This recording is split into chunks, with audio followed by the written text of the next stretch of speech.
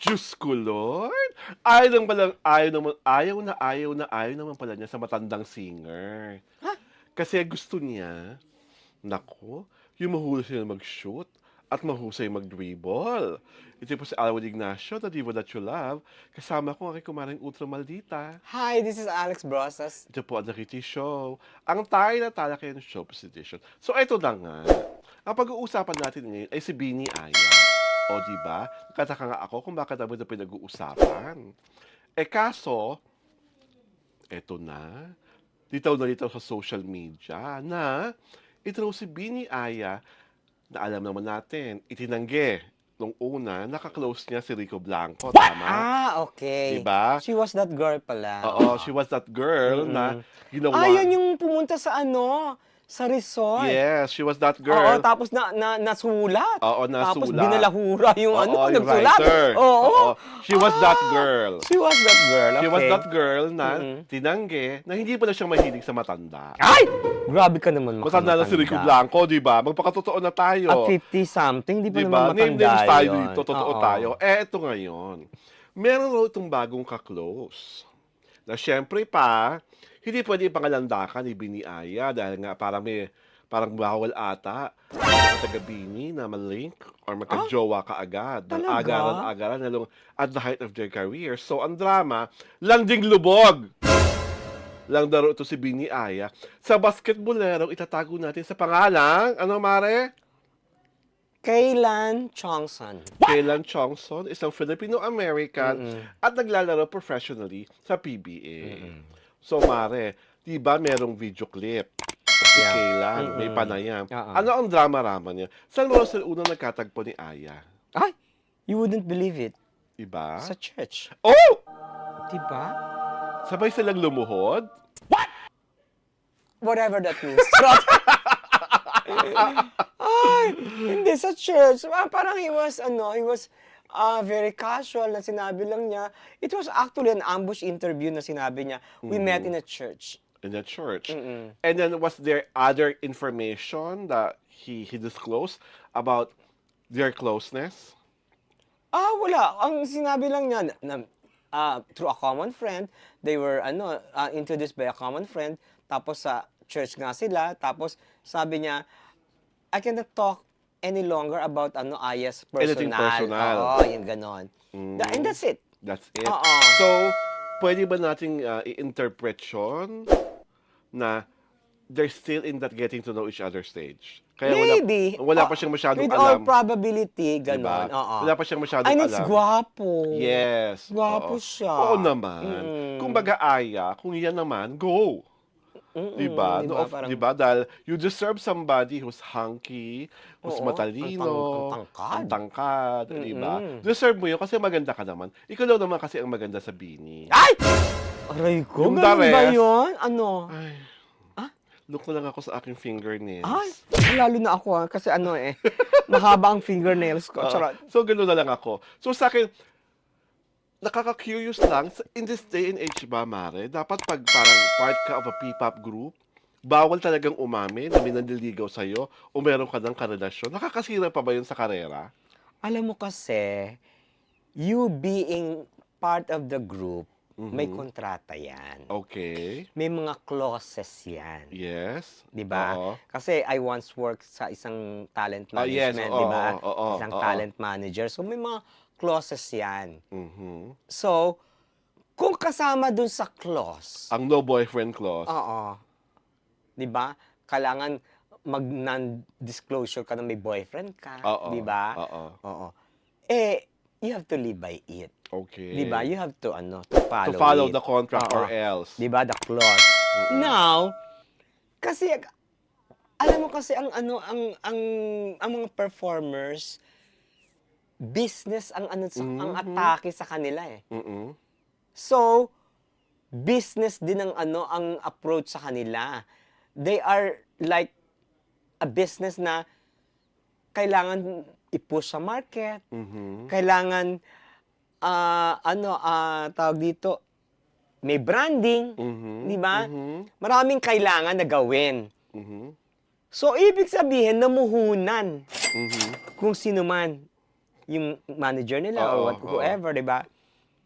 So, ang ano nun, kailangan mag-click ang ginagawa nila. Click na click na Oh, naman ang click na click ginagawa nga nila, naman, di ba? 'di ba?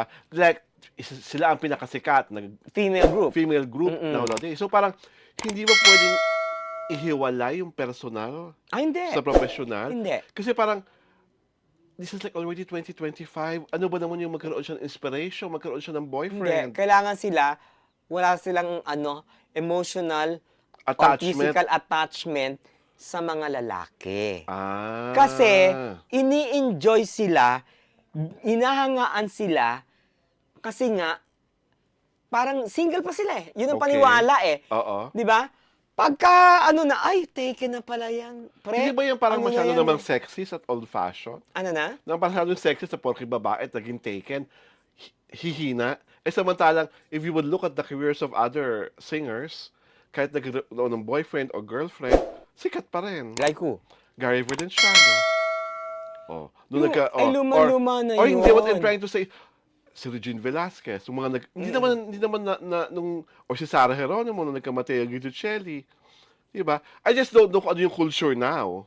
Kasi iba kasi P-pop to eh. P-pop kasi to eh. Ang tawag dito, Kasi diba parang ang ibinebenta kasi ng grupong ganito, ha? Eh, mga single ito. yes. Ganun ang pagbenta sa kanila. By pagbenta, I mean, ganun ang marketing sa kanila. True. Di ba? So, they have to be single. They have to be, ang tawag dito, unattached, di ba? Kailangan, ang audience nila, yun lang ang attachment nila. Well, for people who like them, who resolve to be unattached, nakakapagtaka rin lang na lagi sila nakikita with several gentlemen na nag-out of town, nagbi-beach, Yeah. nagaganon. So parang, ang basa ko, correct me if I'm wrong ha, a part of them gusto nang kumawala sa sistema. Kaya nakikita kasama ng ganito, even if they're like a group. Hindi. Hindi. Hindi. Ano lang yon tawag, just being girls na may kamigel na mga hombre, may kamigel na lalaki. Pero hindi pwedeng maging boyfriend. Oo, pero hindi yung serious type. Oh. Di ba? Hindi yung serious type. The serious type will later come out. Pag medyo kaya na nilang bumangga sa sa mas higher competition. Di So ba? parang- Yung parang kasi whether we like it or not, isang taon pa lang naman ng Bini. Oo. Di ba? 1 or 2 years. Last year lang yun. Last year lang siya pumutok. Oo, pumutok eh. I was there when they were launched. March yun. Ngayon pa lang ang March. I attended their press con ng Bini launch was March 9, I remember, 2024. Okay. So 1 year pa lang sila. Today Kumbaga- is 1 year sila ngayon, Sunday. Kumbaga, dangerous kung hahaluan na nila ng ganon. Yung magkaka-boyfriend, Yeah. magkakaroon ng intimacy with anyone, Tignan or mo romantic involvement. Tignan mo yung sa Korea. Di ba Oo. hindi inaamin? Hindi inaamin. Hindi inaamin kahit na anong chismis yan. Kahit ang daming Oo, pictures, ang daming sighting. Oo, ang dami ng evidences, di ba? Oo. Inaamin pag break na. Yes. Ganun ang nangyayari. Diba? We are also, tawag dito, trying to adapt the kind of marketing ng K-pop. Ng K-pop. Pero ako nakakalungkot kung ganon. Di ba parang wala kang karapatan lumigaya? Hindi, kung gusto mong gumanon, Umalis ka sa grupo. oo. Tumiwalag Mag-solo ka. Mag-solo ka. Yung Diba? pag-solo artist, mas madali. Mas madali pag solo artist eh. O yan Oo. ha. Mas madali pag solo artist. Bini Aya, ang ganda-ganda Diba? ng payo namin. Mag-solo ka na para go for gold na kayo ni ng basketballero mong friend. At saka I think nasa getting to know each other pa lang naman yung mga yan. True. Diba? Kaya lang, price catch. Yes. Diba? Ang gwapo, ang talino, At mukhang mayaman. price catch rin naman, I would like to believe si Bini Aya. Lalo na they are bounded by religion and religiosity. Sa church kayo unang pinagtagpo eh. Actually, si Aya at si Andrea, iisa. Oh, yes. Kasi, di ba, basketballista ang di ba? Oh. Totoo namang Diba? ma-appeal talaga ang lalaking basketballista kasi they're tall, they're athletic, Oo, they're popular. they're popular. They have fans, di they ba? have fans. Oh. Saka talagang iba yung virility at masculinity. Oo, kaya lang, they should understand that these players are still in the playing field. Yes. Di ba? Well, ang masasabi ko lang sa'yo, Bini Aya, i-follow mo na lang ang example ni Andrea Brillantes na mahusay rin mag-playing field. Diba? Para hindi ka masyadong masaktan or mabigo, just so in case. Diba? Dahil dyan, inaanyayahan po namin kayong mag-subscribe sa aming Diaryo Tirada YouTube channel. At syempre pa, sundan niyo po kami sa aming Facebook pagina na Diaryo Tirada rin. Ang Kitty Show po ay pinapalabas tuwing Sabado at Linggo alas 4 ng hapon. Kaya ano pa nga ba, blooming?